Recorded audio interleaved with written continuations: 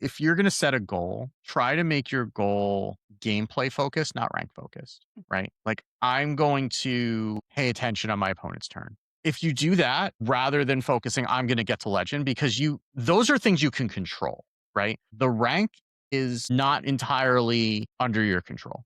If you're making rank part of your identity and trying to get better, like it's easy to get inside your head and put yourself down more than you should, especially when you get to from Diamond 5 to actually crossing the legend line. If you've never hit legend before, you can spend a lot of time in limbo there because you'll keep yo-yoing.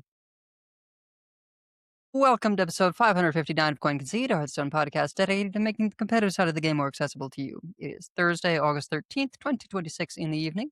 Coming to you from Number One, Ohio, it's me, Edelweiss. From North Red, Massachusetts, we have Wicked Good. Hi.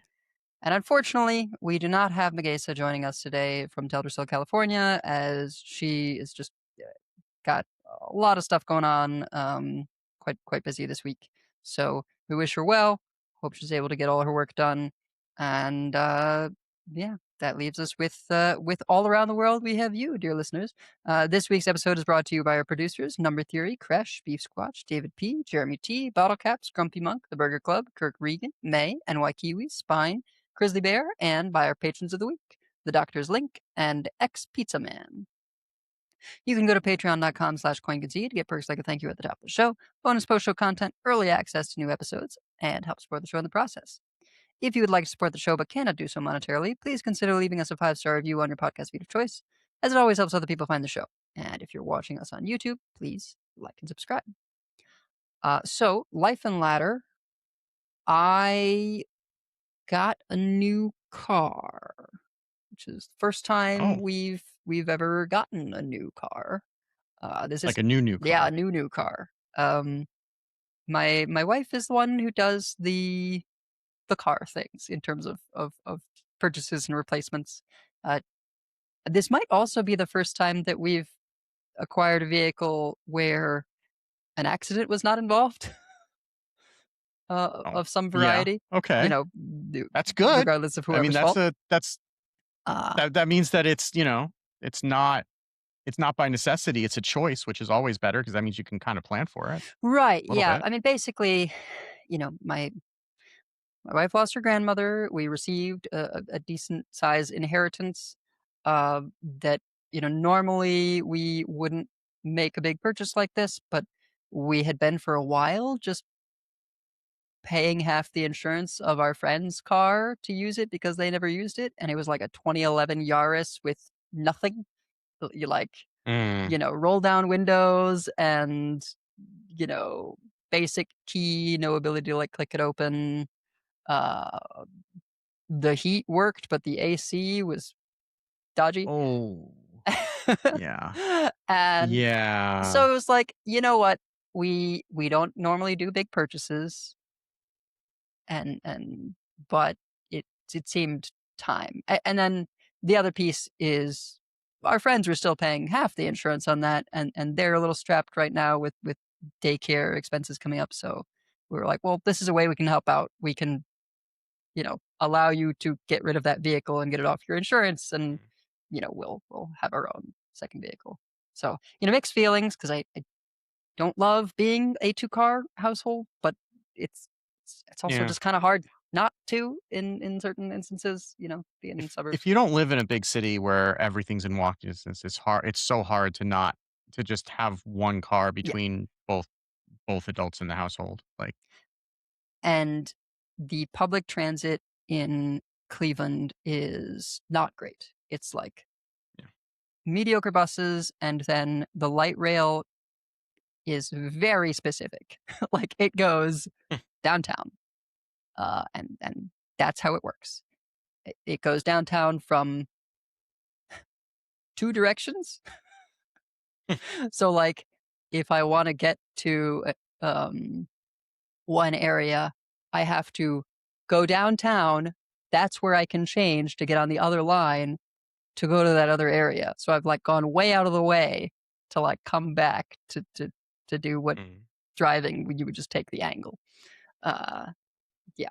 So anyway, the other piece that I'm like, hmm, don't feel great about is it's a compact SUV, and I'm kind of like my preference is not to have SUVs. I prefer a Yeah. compact car. Um, it is actually shorter than a Corolla because Corollas are quite long vehicles, so that's nice. Mm. It's hatchback, which I like. But the big thing was that I wanted an EV, and but Rachel does the shopping around, and so she found a good deal that she to the point where she was like, "Look, the used that's not an SUV Chevy Bolt uh, is like the battery will have to get replaced 4 years sooner than the new car, and it's only like $1,500 cheaper." So she's like, "I think with how expensive it is to get a battery replaced, we should just get the new one that Yeah. the battery won't have to be replaced nearly as quickly." So Yeah. that And was they've come a longer way with yeah, technology in the last several years. So you're probably better off getting a newer EV. If you're getting electric vehicle, you're probably better off getting new than getting used. yeah. Yeah, so I will just, I'll be as careful as possible, and it does have extra Hmm. sensors and things. It's just there's a take a look at like strong towns and not just bikes things, and actually a climate town probably is the best video on like the light truck exemption in the United States. That is why SUVs are break all the rules and are so dangerous. But uh, Mm. Hmm. yeah, so it's exciting, but also I have mixed feelings about certain elements. Yeah. Was investigating the charging stations near me because we did not get the home charging situation. It's just like a trickle line where it takes a while. It's like charging a Steam Deck off of an iPhone charger, right? It's just like you can Yeah, do it, but you're not gonna play a game while you're doing it. I Like, think it was like at 50% and was gonna take from like Wednesday until Friday to get up to okay, well. yeah, So that's not now, great. granted, cars do just sit around parked a lot of the time, and there's some days where I'm out more. But I think we're gonna end up not needing a home charger because there's a lot of places where I can go where, like, while I'm out, I can charge it there, and those are a bit faster. And then to sort of top it off, we do the other part at home. So, I think it'll be fine. Um, but yeah, anyway, that's me. Not a whole lot going Hearthstone for me. So, how about you? Well, we had the twins were volunteering with, like, the local, like, kids theater company, and the big play was this weekend. They were just doing crew. So, um, we didn't need to like, there was nothing to go see. Like, they were doing Hadestown, which I'm told Oh, is yeah, very good. good, but Yeah, yeah, I I'm I not wanna I'm see that not a one. theater person. I'm the non-theater person in the household, but it was also the pre-release weekend for the new Magic set, so my older daughter and I signed ourselves up for 2 pre-releases, Nice. because they were gonna be everybody else is gonna be out at, doing that anyway. We're like, "Well, okay, let's go do a couple then," and, I actually went I had one on Sunday where I didn't drop a game, which was pretty impressive. I ended up technically, it was a draw because the person who I was in the last round with, like, we agreed to just do a draw to split the packs because it was, like, Mhm. 7 packs for a win, 3 packs for a loss, 5 packs for a draw, and it's like, need I don't need the 2 packs that badly. Yeah. Like, let's just both come away with 5, and then it's like I basically just said, like, "As long as we're gonna play it out and I'm not gonna sit here because I came here to play the games and, like, the prizes are Right. Yeah, secondary." yeah, yeah. Like, I don't wanna just, like, do a draw. I'm like, "Okay, I'm gonna go home now," like that. Like, if we're gonna play it out, then I'm happy to do it, but, so that was pretty fun, and, we my daughter pulled one of the fancy, like, book cover cards that I wanted, so I just like, "Okay, I'll give you $20 when we get home, and I'll just take that off your hands." She's like, "Yeah, it's fine. I'm not gonna use it anyway. I don't have any decks in that color." It's like, "Perfect." So, I've been in Hearthstone, I've been mostly playing Battlegrounds, interestingly. Uh, the new Battleground season's been interesting. I didn't play Battlegrounds at all the last season, and then I I got to Legends and I've been there, and it's like I don't really want to play these decks anymore.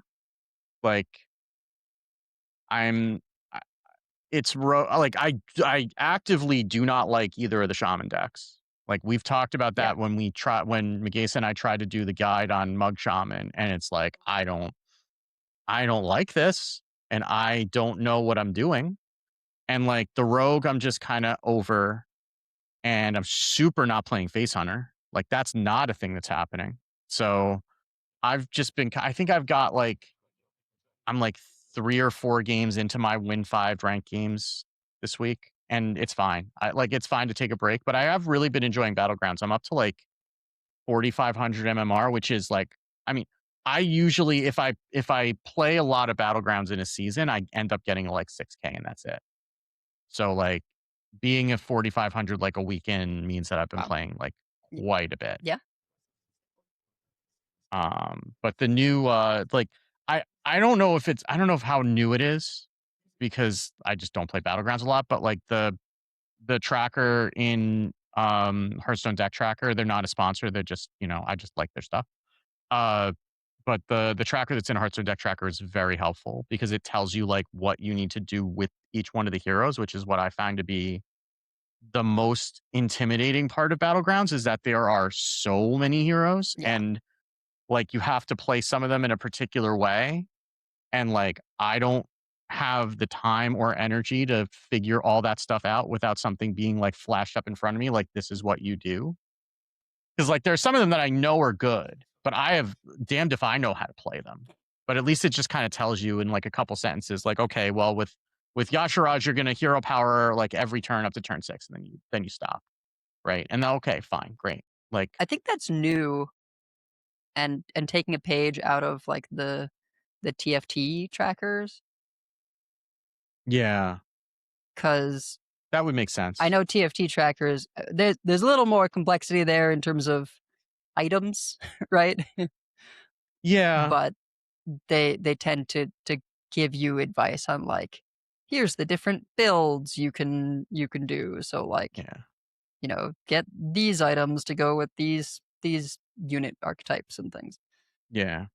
Yeah. I mean, I would say that like the item complexity is kind of subbed out for the hero complexity in Battlegrounds at this point, just because there's so Right. many of them.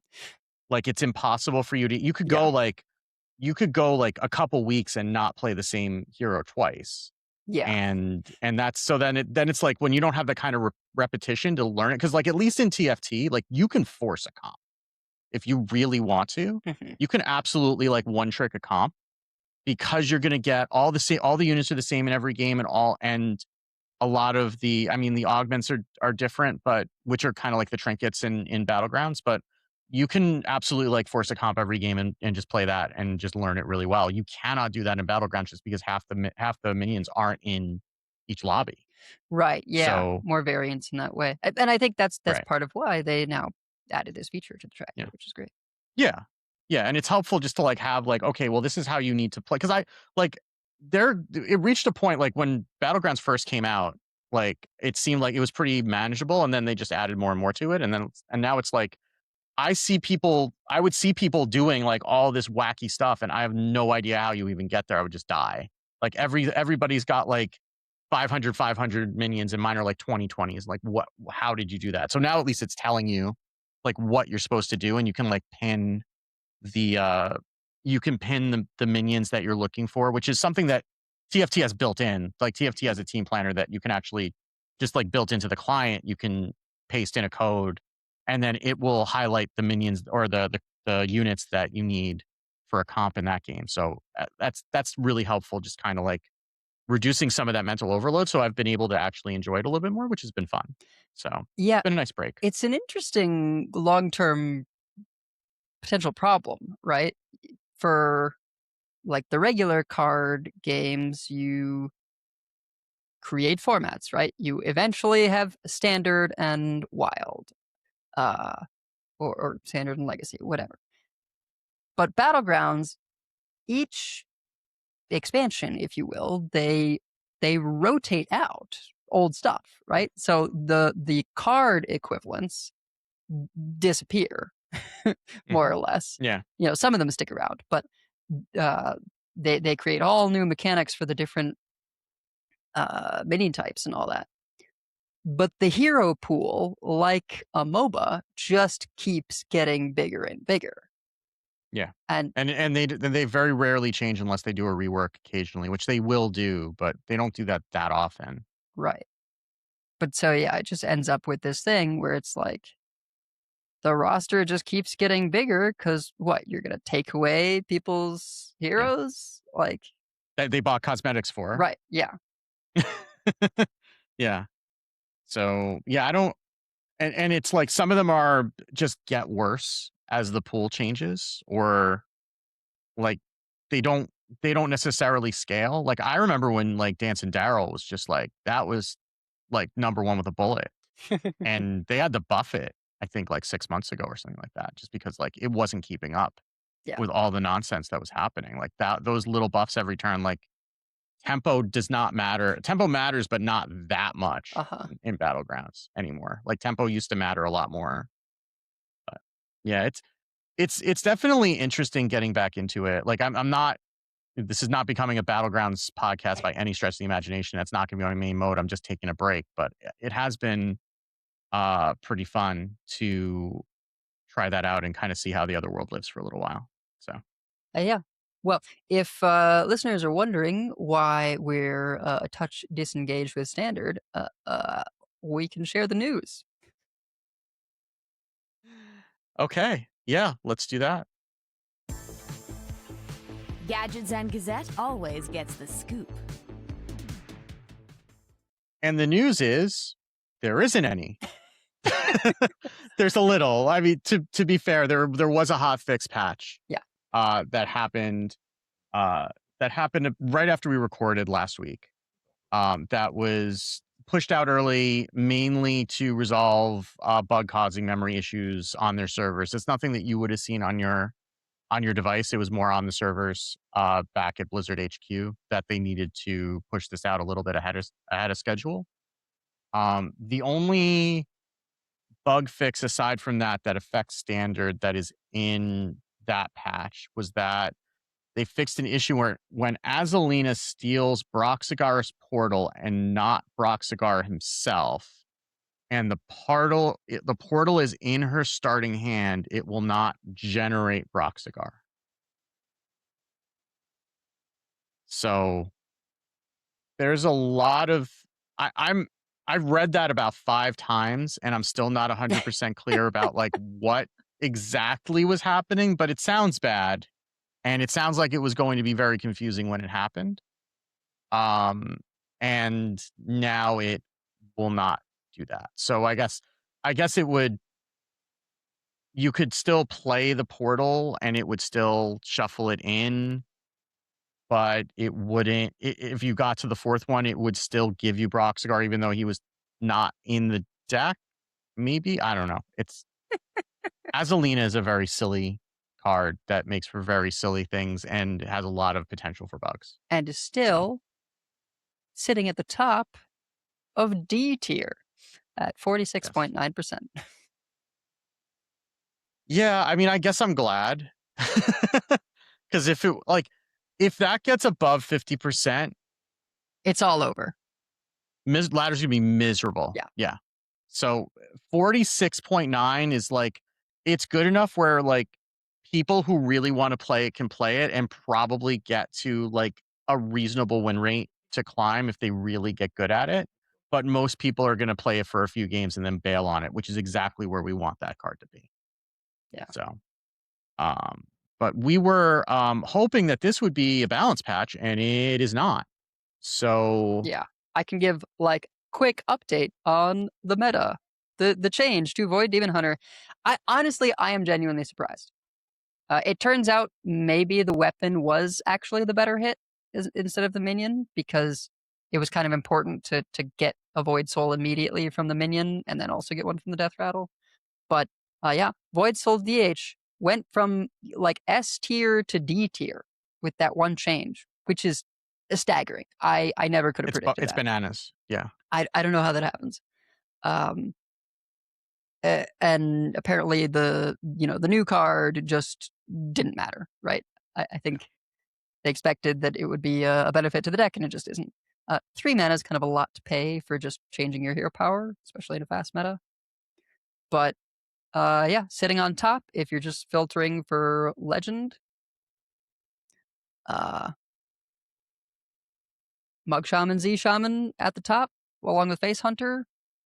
Then you've got what they're calling Tripwire Hunter, which I think is the contraband one. And then Troublemaker Rogue. Looking at just Legend, it still shows up Dragon Warrior. But yeah, if you go Legend top 1k, it's just Mug Shaman on top, then Face Hunter, Z Shaman. Quest Mage makes it in because people are better at playing the Quest Mage. And then Troublemaker Rogue, and then in C tier Tripwire Hunter. So yeah, it's kind of still 4 decks. The Egg DK is popular, but not doing great. It's a very hard deck to play. Yeah. It's sitting at 48.6% from what I see. The Herald Warlock is fun and playable, but sometimes you just get got because stuff's fast and you don't have a lot of healing. But the gulf between like the good decks and everything else, like there's like a clear drop off from like Shaman and Hunter even down to Rogue, and then from Rogue to like the next things. Yeah. Like like it's like 56%, 54%, 53.8, 53.2 if you're counting. I don't even know if you. I mean, I guess Contraband Face Hunter is technically a separate archetype from Face Hunter, but like you could probably mix those two together. They're not that different. The regular Face Hunter does better. Yeah. But I mean, so like let's just say if you average that out, it's like 53.5, right? If you average the two Face Hunters together. Yeah. And then it's like 52 at 2-bit Rogue, and then like 50, everything else is 50. Yeah. And the popularity kind of goes along with that too. I mean, that's where you're going to run into a lot of the same things. I mean, Quest Mage being at 10% is actually pretty impressive. And Egg DK, despite being a sub 50% deck, is still like an 8.5% of the meta at Legend, which is probably because you get to Legend and then you give yourself permission to play around with weird decks like that you're probably going to have trouble learning because you already got to Legend and who cares? But like Z Shaman at Diamond 1, 25%. Yeah. If people are just jamming that to get Legend, it then at Legend drops to 13%. Rogue consistently hovering around 20% popularity because, it does stuff that people find interesting because it gets the imbue hero power. Yeah. And it's also pretty straightforward to play, right? I mean, at least at a maybe not at a high level, but it's got a pretty clear game plan. You can't end up getting mana screwed on it. And you just kind of play the cards and then you see what you're going to do with Jade Guardians and you kind of know what you're going to do. And it's very easy to get into a groove that way. Like as much as you're relying on the RNG from the Jade Guardians, like there's not as much RNG leading up to that point. So you can kind of just play your game and then hope that it works out for you. Yeah. So yeah. Yeah. I've tried to do some of my own shenanigans. It's tough, right? Like there's just not the control tools right now. So trying to do a control shaman to use Farseer Woe, which I maintain is like a great card. But and then trying to do DK, right? Just Onyxia DK. And the clears are not great. Like if you dedicate the slots to do Pyro Poison, that's an expensive number of slots.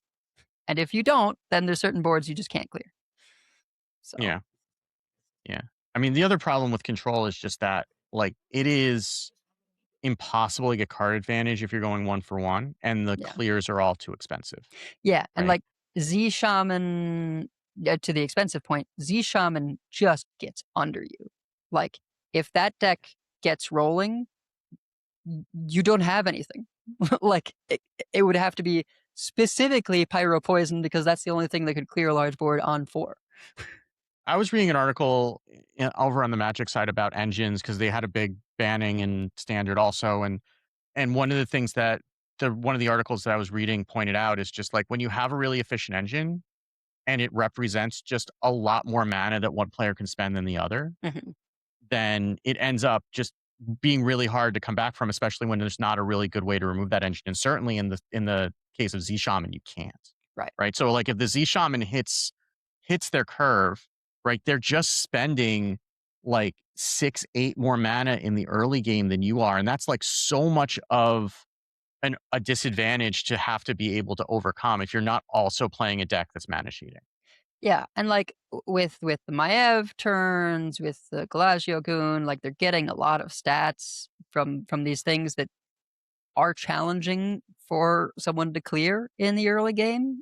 Um, and then or can be challenging. Certainly, like if it's Maev plus Witch's Apprentice, and then now they've just set up a 3/4 taunt in front of their Maev. Yeah. Uh, and then the fact that like once if they're properly doubling their heralds, then they consistently can make sure to do that. And now they're summoning 4/8s, which are just huge. Like Right. it's insane. And even if they're even just like in the early game, they're still getting like an extra 2 mana effectively from that herald, Mhm. right? Like that's a really hard thing to overcome that deficit. And like the board clears just do not do it. Like They're embarrassing. Shadow Word Ruin sometimes, but like Mm. Yeah, Warrior but has kind of the best, I guess, yeah. because of decimation. Yeah, You know, but Decimation still costs 6. well, yeah, That's like but like forever. at least you can clear Nixia's Herald, Yeah. or yeah, the heralding Nixie one, I forget what it's called, that does 4 to just the opponent's side of the board. Okay, but Yeah. does 4 AOE. Like there are hijacked security bot boards that does not clear, right? That Yeah. that Same thing with Media's Triumph. Yeah. they just It's the same save problem. because sometimes um they'll just prepare it to cost 0 and then save stuff so that they can like play the big board and then make it quite large. So now it's out of range of the AoE. Anyway, Yeah. enough about griping. It Yeah. is tough to face, and so without any kind of shift, like it just I don't know, it gets boring for me. Yeah. I mean, and saying that there's no balance change now does not imply that there won't be. Right. It just means that there isn't as of when we are recording on Thursday. Yeah. Like, And we can expect that there will be mini set within a couple weeks, probably. I don't know, imminent yeah. announcement wise, at any rate. So, Yeah. yeah, it's not that I'm like upset that there weren't any changes. It's just like this meta is not for me, and it hasn't changed. So I'm not, Yeah. uh, not putting as much time in playing a bit of arena, Yeah. but. Yeah. And it is healthy even for people who are Hearthstone content creators to take a break from the game every so often. Right. If it is gotten stale, there's nothing wrong with, taking a week off or taking 2 weeks off and then coming back to it. Especially because I'm gonna have to jam so much for whatever the meta before Worlds is. Yeah. Yeah. And hopefully they have a more healthy meta ahead of Worlds because like that's a really good opportunity to advertise the game. And if it's just shamans beating into each other, that's going to be not so much fun. Yeah, I'm hoping it's a cool mini set plus whatever balance changes they've got in store. Yeah. If we're playing on mini set excitement for Worlds, that would be cool. No Yeah. idea though. Hopefully. Yeah.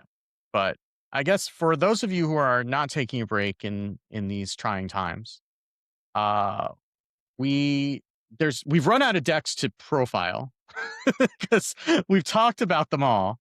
So it's been a while since we've talked about how to get to Legend without losing your mind. So that is what we're going to talk about in Dexplanations this week.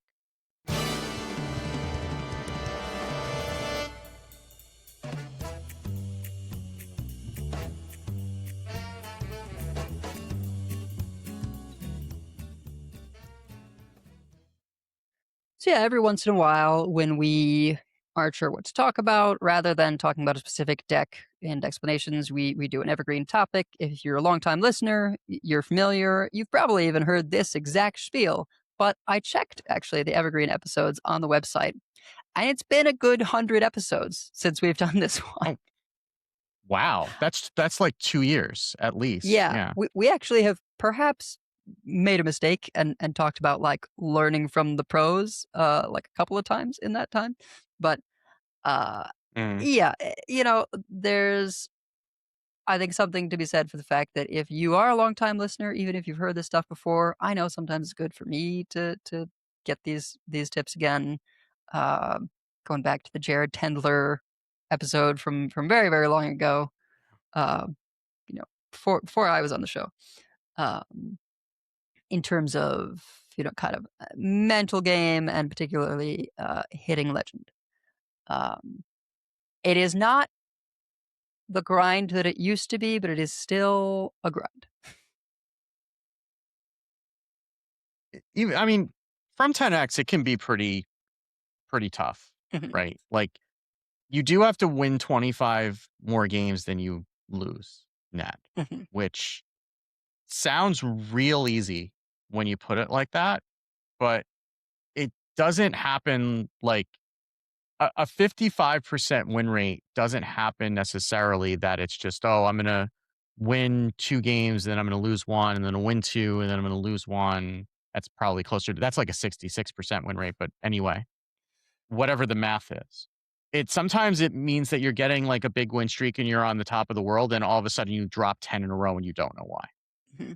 And it is very easy to get wrapped up in the emotions of that. And it's also very easy to take that personally in terms of your skills as a player. Like I have had some times over the past year, like I just got to 11x for the first time.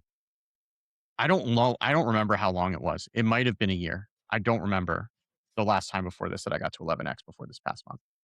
And I definitely have had some internal conversations like, have I just lost a step? Have I got, become a worse player? Am I doing something wrong? And it's not necessarily like this is a game with RNG, but it's also very easy to take that on yourself and like being able to sort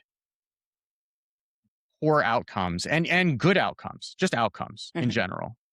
Um, sort them from things that you could control and things that you couldn't is incredibly important in order to be able to keep yourself in a healthy mental state. Because if you start either dismissing things that you did have agency over or taking personally things that you did not have agency over, both of those are kind of equally hard to recover from. And they affect your ability to climb in different ways, but they're both bad if you're not appropriately attributing the outcomes that you have to either luck or skill.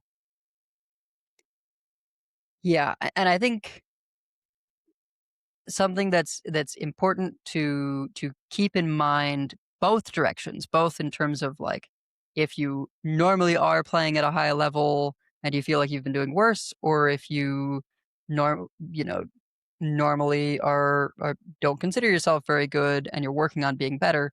Don't make rank part of your identity, right? Don't say like, oh, I know I'm better than this. I deserve to be up at these ranks, right? I deserve to be legend. I deserve to be top 500 or whatever you're used to. And on the other side, don't if you're making rank part of your identity and trying to get better, like it's easy to get inside your head and put yourself down more than you should. Uh, the especially when you get to the the big step, which is from Diamond 5 to actually crossing the Legend line, if you've never hit Legend before, that is gonna be where the biggest improvement needs to happen. It's kind of the hardest stage. You can spend a lot of time in limbo there because you'll you'll keep yo-yoing, right? Or like maybe you'll get up to 2 and then fall back down to 5, and it's disheartening. Um, and we tell people that like it's just gonna take some time.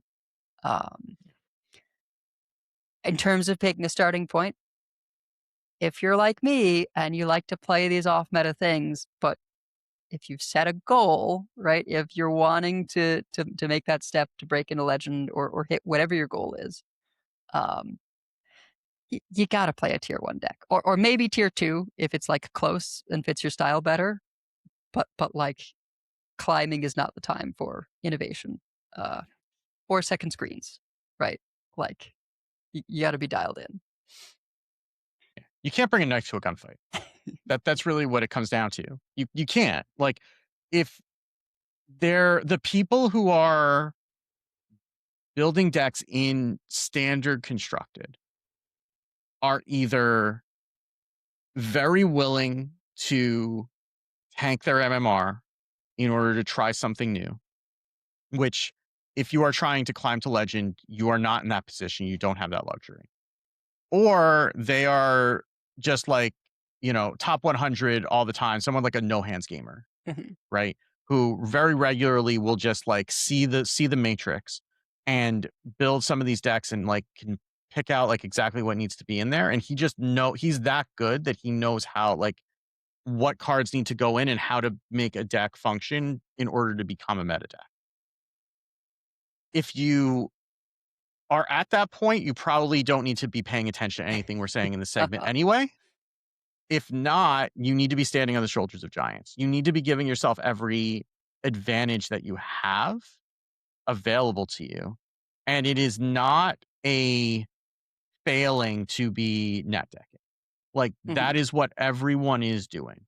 Nobody, aside from a number of people who we could probably like count off on a few fingers.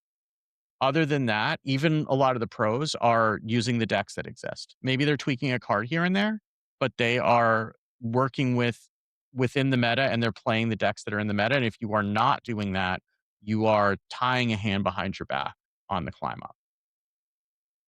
Yeah, and like even me, where like I love trying to make new decks and innovate and things. I still, if I'm caught in that mess of, because very frequently that puts me into 10x rather than 11x, right? Because I mess around. And if I'm messing around in the Diamond 5 through Legend bracket and I get fed up, I switch to a tier 1 deck, right? That's where I say, all right, I guess I'm breaking out the hunter. Let's do this. Let's finish the climb, and then I'll play my nonsense again. But just because I find most of the time it is more disheartening for me to like get up to 2 and fall back to 5, and that it is to like be in legend and fall down in legend. Yeah. Maybe if I'm getting into like between 3 and 6K, I'm sort of like, oh, I might want to. Yeah. Once you start queuing into diamond players again, that's when it starts. when things stop being polite and start getting real. But yeah, it's like there's a pretty far way to fall before you get to that point a lot of the time. And I mean, there's also just like, well, okay, I've done it, and it's not unless you were close to 11x. The difference between finishing the month at like 3K or finishing the month at 10K is really doesn't matter as much as, did you cross over the legend line or not, right? And again, like, getting to legend is not the most important thing. And what I should add on this, that this advice applies to like whatever goal you're setting for yourself. Right. If you are someone who regularly struggles to get to, say, Diamond 10, right? This is still like whatever that threshold is that you want to cross, that like that goal that you set for yourself in terms of like, this is where I want to be. This will still apply. It's just, sometimes those are, legend is the most common one that people struggle with because it looks like, like to what you were saying earlier, it looks like Diamond 5 is like the last step before getting to legend. it's like the halfway point. Yeah. And it doesn't just in terms of like the amount of work that you need to put in and like the difference in skill that you need to have in order to be able to make that next jump. It is like losing the win streaks and the quality of player that is up at that level is just an in another tier from going from like diamond 10 to diamond 5. Yeah. And I think it's important also that when you are goal setting, if you are, struggling to hit 10, struggling to hit 5,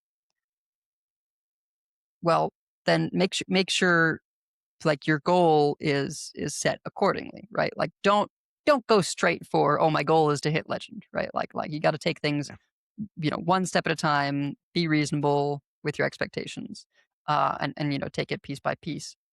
Uh, if you are working in those lower ranks, like it's just going to take you more time to get to legend, because you've got to be able to consistently, like, if I were trying to set reasonable goals for myself at this point, I know I can regularly hit legend if I put in the time and play the right decks. I would say if I'm getting ready for hitting kind of a new goal, I would I would first want to be like, well, let me get back in the zone of finishing between 1 and 2K, because I haven't been seriously going for that in a while. Um, and then once I'm comfortable with that, I would be like, well, let's see if I can finish between 500 and 1K, for a month or two, maybe a few months. And then if I then have created a comfort with that level, like that's where I go for the between 250 and 500, right? Um, and then that would be like personal best territory, right? I'm beating Sure. one-offs, right? But if you're going for like the really high stuff, like you got to be able to do the stage before very, very consistently first. And it's a lot about just like setting up good habits for yourself, right? Like it's you can learn one deck really well and kind of just lock in and get there once, but then you have to do it all over again the next month, right? And a lot of it, what's more important than the actual rank that you're getting is the learnings that you're getting along the way and like Mhm. improving your game over time. Like the rank is a trailing indicator. You will get to legend when you have improved your play sufficiently to be able to get to legend. And you're not going to know that you've done that until you've already done all the things that lead up to that. You're not just going to be handed it and then, oh, then I'm going to figure out all the things that I need to do. Once you've improved your play sufficiently, then the ranks will come. And honestly, the best thing that you can do when you are climbing is to stop paying attention to the number in the corner. Like I even now, like I get in my head a little bit sometimes when I'm having a rougher climb, and I have never been able to get to legend when I've been focusing about what rank I'm at and what rank I need to go to. It's always been when I've just like, I'm just going to play some games and the ranks will happen if they happen. And if they don't, they don't. And if I feel like I'm getting frustrated, then I'm going to stop and I'm going to go do something else for a while. But if you are focusing so much on, well, I just need to win 5 more games and I'll get to legend, like you're not going it's not going to work. Mhm. You're going to be getting in your own head, especially as you get into Diamond 1. Then you're going to be like so focused on that. And you just need to kind of even put like a post it over the corner if you have to, right? To just hide it from yourself, except for in between games when it's a lot harder to do that. Uh, because it just doesn't do you any good. If you will get to legend when you've played well enough to get to legend, just play the games, because the worst thing that you can do and the best way to not get to legend is to get in your own head about it and then not queue up for the next game. Mhm. You have to keep pressing the button in order to get the number to turn orange. I feel like that's something that Hat said the last time that this was on, one of the last times that this was a topic on the show, and I'm probably channeling him right now, but it's still true. Yeah, ladder anxiety is totally a thing. And yeah, I think especially if you've, I think Hat would basically say, like, if you've hit Diamond 5, like, you can get to Legend. At that point, it is just like you are putting in the time and you're just trying to create consistency.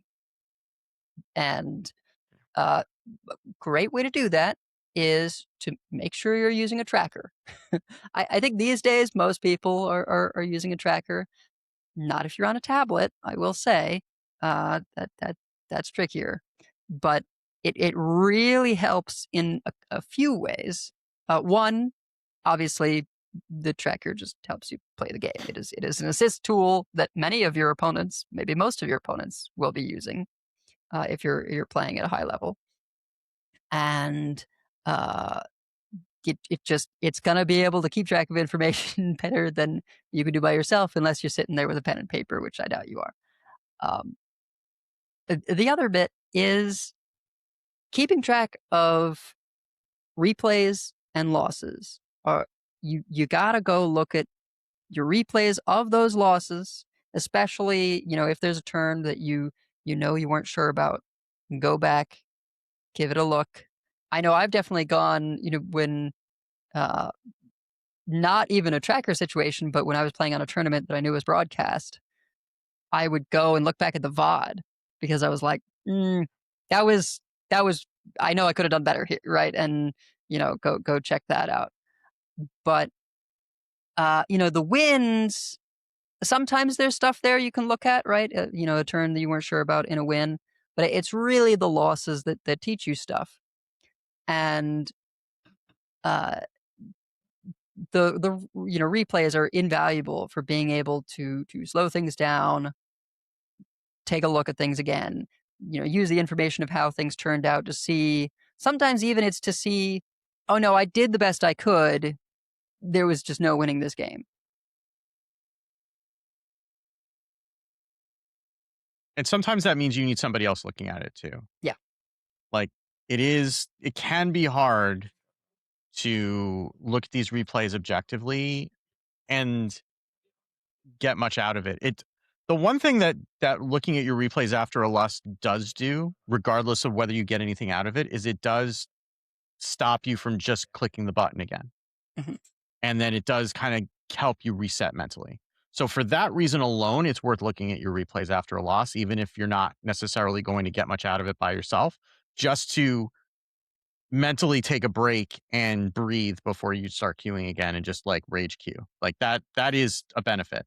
But there are times when you do need to have like somebody else looking at a replay. Like THL is like some of the best growing that I did was when I was playing on a THL team, because very often after THL is a community league where you have teams of 5 typically, that play a match a week, and then their scores get grouped, and then the team wins or loses based on the cumulative score of the players. And what will happen in a good team, I don't know that this necessarily happens everywhere, but in a good team, when you have somebody who lost or they're prepping for a match and they have a replay and they don't know why they lost, they will post it in that team group. And like the team that I was on had a bunch of people who were neurodivergent and had a special interest in reviewing replays. Uh-huh. and, and would go turn by turn, like this. Okay, this is, you did this. It didn't come back to bite you, but it should have. And then this didn't have an impact on the game, but it was setting you up. Like if this had happened, then you would have been screwed. So you need to make sure not to do that again next time. Oh, then they just had this and there was no way you were going to be able to win from this point. So all these things that we just told you about don't matter.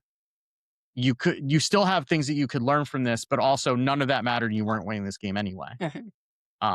Like having somebody else, and there are, channels in our Discord, of course, too, at discord.concede.com where people will help out and look at replays and help out with that too. If you don't necessarily have, this is not exclusive to like playing in THL necessarily, but getting a second pair of eyes, often from a more experienced player, can sometimes help with that, just because it's sometimes hard for you to see for you to connect the dots. Like what will happen a lot of times is you will lose the game on turn 3, but the game will go for Yeah. 7 or 8 more turns.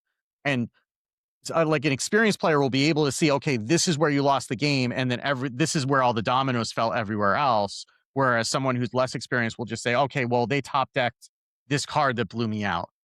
And well, yes, but also they were going to win that game anyway. They just happened to draw this card that made it a little bit easier and make it take a couple less turns. But you'd already lost it because you did this. And if you'd done something differently, then you might have set yourself in a position where that top deck wouldn't have blown you out.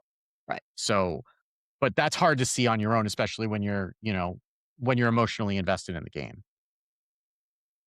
Yeah. And another thing outside of replays that I think a tracker can do is kind of give yourself credit for wins because I think there's definitely times, especially in metas where matches take longer, or if you're playing a deck where the games take longer, where you have like a 2 or 3 loss streak. You won 5 before that. And you can end up in this place where you feel terrible because of recency bias. And because you lost the last couple, you're not in a good place. But if you are able to go over and look at like, oh well, actually I'm positive on the day, that can kind of help you to recenter and go like, oh okay, like don't freak out, stand up. We often say like after 3 losses, no matter what, you should probably stand up, walk around, get a drink of water, use the bathroom, whatever, come back.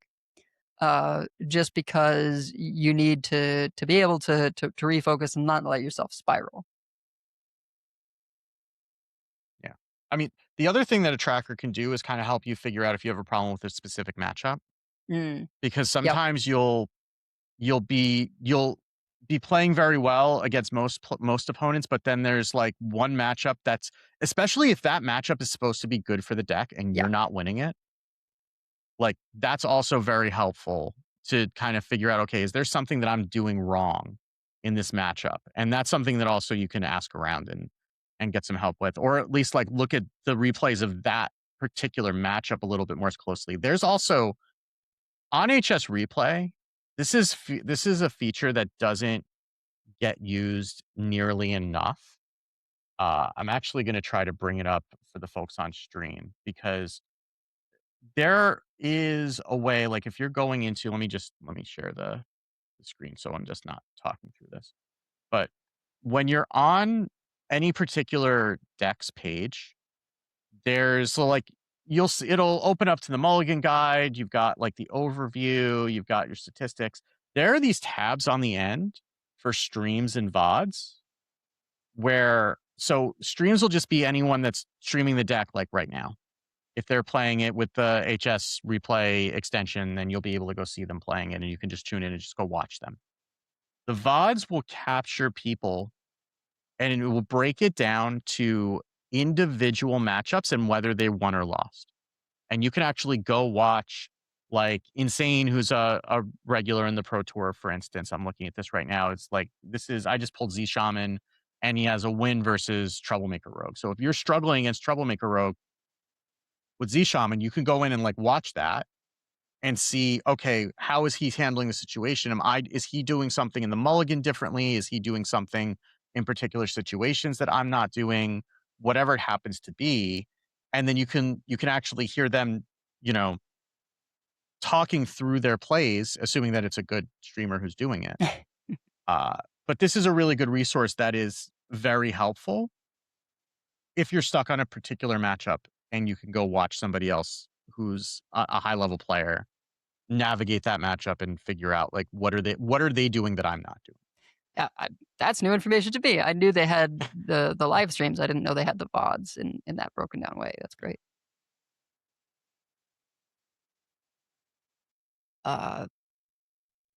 Yeah, I mean, I feel like we've been going fast through this because a lot of times, we do this with 3 people, and spread it out. But I think the last thing to just kind of reemphasize is it's gonna take time, right? It's always gonna take time. Like learning and improving is repetition. It's slow. doing all of these things, or all of this amounts to like we want you playing smart, not hard. Like, yes, we do say you have to press the button to to be advanced, but make sure you're looking after your mental. Like, don't press the button if you are just spiraling out of control and losing that day, and don't burn yourself out Yeah. because especially I find if I feel like I'd rather be playing more interesting decks, but I'm playing this tier 1 deck because I want to climb. Uh, that's where I can really get into like if I'm then with that tier 1 deck on a loss streak, that's where I get most frustrated. Uh, and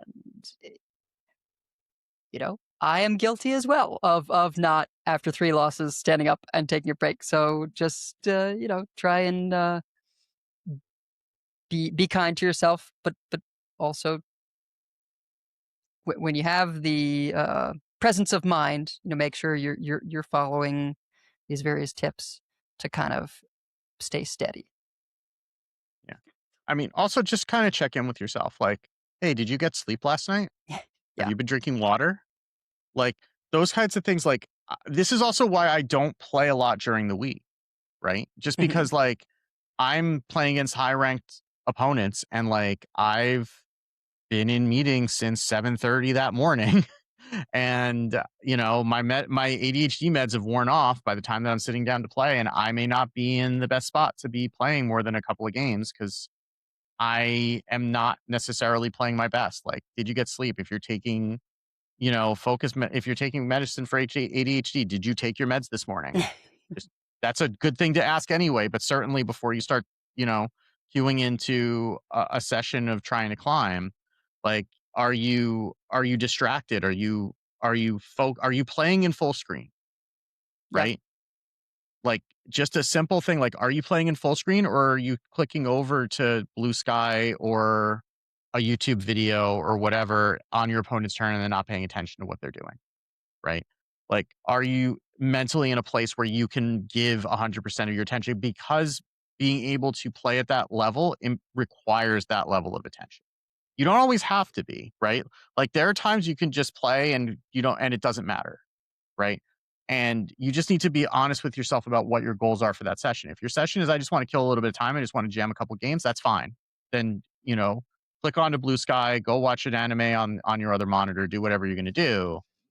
If your goal for that session is to get to legend, maybe put your playlist of your songs that make you want to run through a wall on, and then close YouTube and just have the game full screened on one monitor and give that your entire attention, right? That is, again, very often a do as I say, not as I do. But when you get the habits to be in a better place, then you can be a little bit more lax with that also.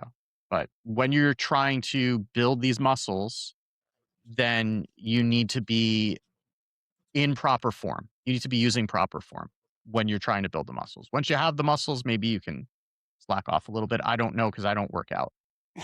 I don't know how that works.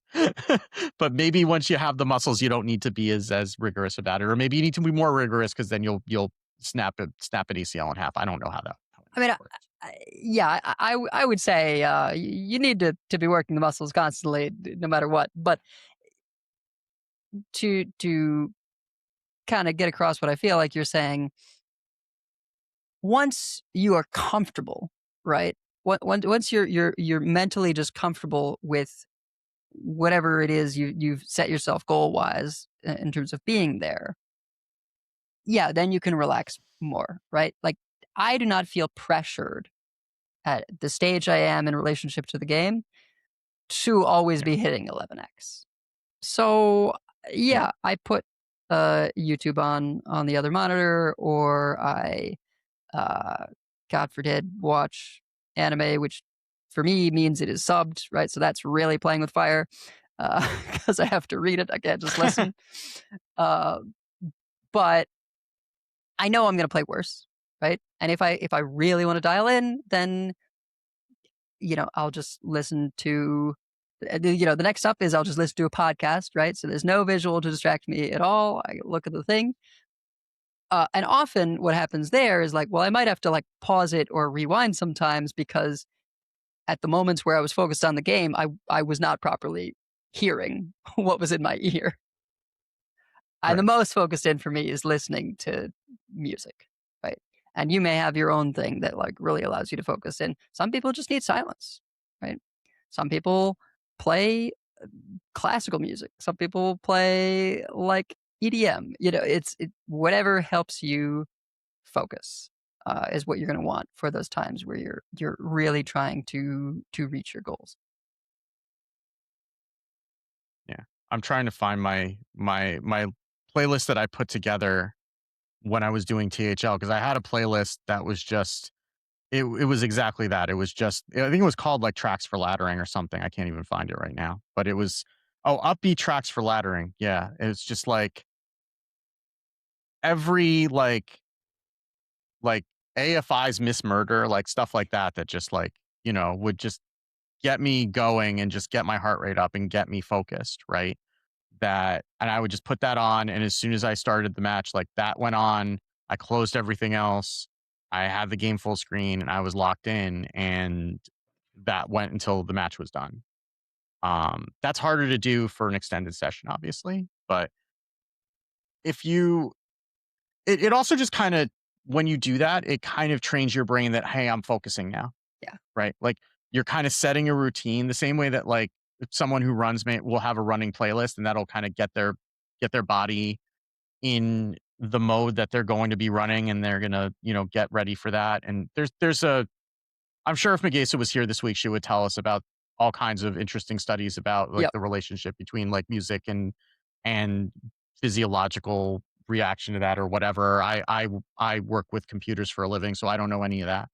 But but it does really help, right? Just kinda setting the tone and getting yourself in a state where you're ready to do that, and then, setting that routine that gets you ready to be completely locked in and focused. It makes a difference. And I will say, listeners, you may not expect this. Uh, I am an extremely rageful ladder player. Like, there are times where I get extremely upset about RNG and other things when I am just playing by myself in the basement. No streaming, no one watching me, nothing. Right. Uh, so when I'm playing in tournaments, I know I need to be chill. I know I need to be calm. And I don't do so much tournaments anymore, but when I was still playing tournaments, my playlist was I would listen to Enya, which is the same music that I put on if I need to go to sleep. Um, but it's what relaxes me. And so yeah, you may just need to sort of find what is the vibe, what is the tone that you kind of need to play your best, and that might be hyping you up. It might be calming you down, depending on like what it is that you need to balance out.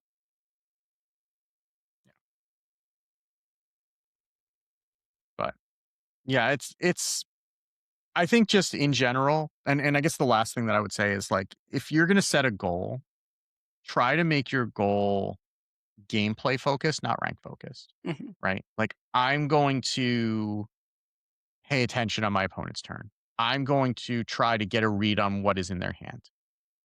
I'm going to make sure that I am going to plan out my entire turn before and draw first. Like that alone, if you just do that, right? If you just draw first, you will probably improve your win rate by a good 5% if you're drawing first instead of drawing last. I'm just going to work on sequencing. I'm going to work on going face more, whatever it is, right? But if you do that rather than focusing, I'm going to get to legend because those are things you can control, right? Setting a goal for improving your play is something that's completely within your control and that's something you can do. The rank is not entirely under your control. This is a game with where you're queuing into random people. There's RNG built in the game. There's draw RNG. There's random generation. There's a million things that can happen, and you can. What's the Captain Picard quote? You can uh, make all the decisions and still lose, and that's not a failing, that's life. That might not be exactly what it is, but I'm sure that's close. And that's also a quote that seems to come up on this show every time we talk about this. So it would be a shame if we didn't have mentioned it at least once. But uh, if you're setting a goal for improving an aspect of your gameplay, you can measure that. You can see yourself doing that. And then you can still feel a sense of accomplishment, even if the ranks are not getting there. And then that's still going to pay off eventually, even if it's not in that session. Yeah. Well, I think that basically covers it. Bit of a shorter episode, only two of us and zero news, but hopefully we will have a lot more for everyone next week. So, without further ado, we have many folks we'd like to thank. Check out our thanks section on the website at Concede.com. You can also find our contact info, our show notes, and our Patreon information. You can monetarily support our show at patreon.com/CoinConcede. Join us every week live by following us on Twitch at twitch.coinconcede.com. Join our community chats in our Discord at discord.coinconcede.com. Write into our email at coinconcede@gmail.com. Follow us on Blue Sky at CoinConcede. Subscribe to us on YouTube at youtube.com/@CoinConcede. And if you'd like some CC swag, head on over to our shop at shop.coinconcede.com. Of course, Concede from us to Megesa, who is out this week. We are anxious to have her back when she's done taking care of all her work. But it's a busy time for her right now. Wicked, what you got? Well, I'm going to concede to my older daughter, and because the one thing that I didn't mention when I was talking about the pre-releases that we went to this weekend is that she got into the prizing for the first time. Nice. Which was she's been playing. She played Hearthstone for a little bit, like years ago, and she gave it up. But she's been playing Magic for about a year, a little over a year. And she goes with me to almost every pre-release. She's missed a couple, but not too many. And she usually gets one win at most. And this is the first time that she got. I think she went 2-1 and gotten into. I don't know. She did the same thing where she won the first two matches and then she agreed to draw with her opponent and. But her opponent beat her in the third match, but she still got the 2-0-1 prizing. Yep. Which was a big deal for her because she's been getting better, as she's been playing, but it's still been kind of you know how that is where it's like you're getting better, but you're not. It's kind of the same thing we've been talking about. You're getting better, but you're not seeing it in the results, and she finally just started to see it in the results, and it was a pretty cool moment for her. So really proud of her. And hopefully next time she'll be able to get that win in the last round too. So nice. Life goals. I hope that I can one day go to Magic pre-releases with my daughter. Yeah, it's only the one. The other two could not care less. By the way, I've only got one, and I think I'm only going to have one. Yeah. So. Yeah. So I had 3 shots at it. So, the odds were better for me, but hopefully you can work on her early and get her into it. We did play a little bit of a role-playing game, which is called Magical Kitties Save the Day. And the box has inside it the learn to play thing is like a little comic book that's like choose your own adventure. And it tells you how to make your kitty, which is your character, and you flip through based on different decisions and how your roles succeed or fail. So, she's 3, but with my assistance, we were able to play through that. So it's very fun. That's cool. And now we get a lot of imaginative play of just pretending that one of us is a magical kitty and the other one is their human. I mean, what is a role playing game except let's pretend with dice? Well, exactly. So, phase 1 complete. We just need to and I've already made a dice collector out of her. For her birthday, we went to the game store and she got to pick out a bunch of purple dice. So. Oh yeah. There was one game store near here that had a gumball machine filled with dice, and that was very popular with the kids. We're not going for random. She's getting to pick, but that does seem fun. I'm going to concede in sort of coordination with the explanations of this episode to obviously the Jared Tendler, author of the Mental Game of Poker episode. If you go way back in our archive on the website, You can find that one. Uh, God, at least I hope so. It used to be. I don't know with all the website switch over how that's Yeah. gone, but hopefully that's still up.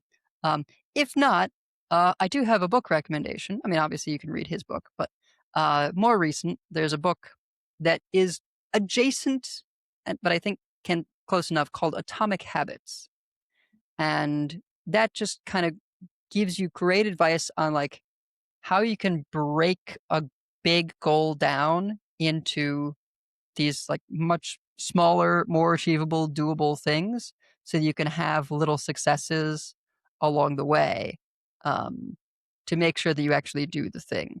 And it's surprising how effective it is, where it's just like if your goal is to go to the gym, well, the task that you pair with that is like, I'm going to put on my gym clothes. And so if you put on your gym clothes, you're going to feel silly if you then take them off and don't go to the gym. So like having that atomic habit, that like little thing you can do to achieve success on like, I can say that I did this today. I'm sure it varies personality to personality, but largely like there's certain things, if you do it right, uh, you can kind of trick yourself into being like, oh, okay, well, this is just embarrassing if I did this small thing and then did not follow through and actually, go work out or whatever your thing is.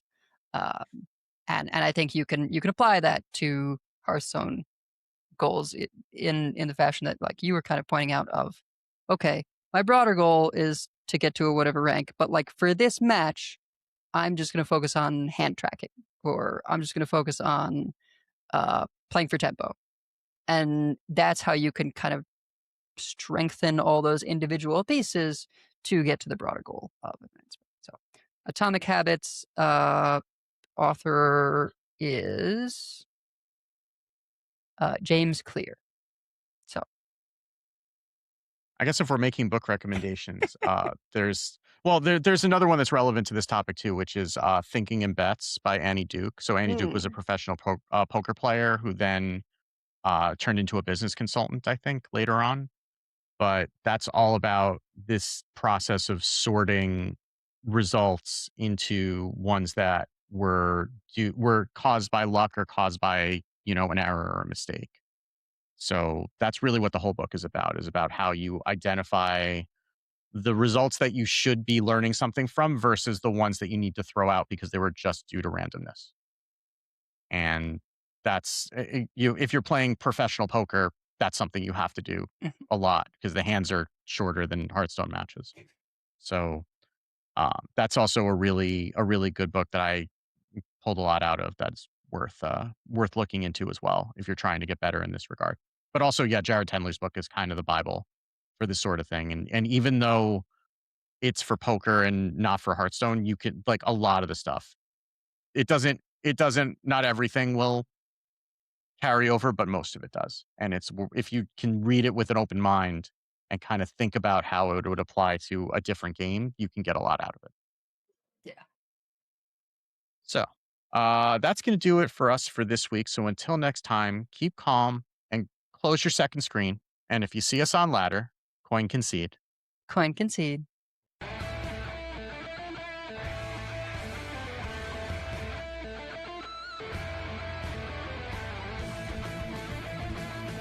All life must end. I yield for now. I concede. Well fought. I concede. You win this one. The victory is yours. You have bested me. I give up. You win this one, friend.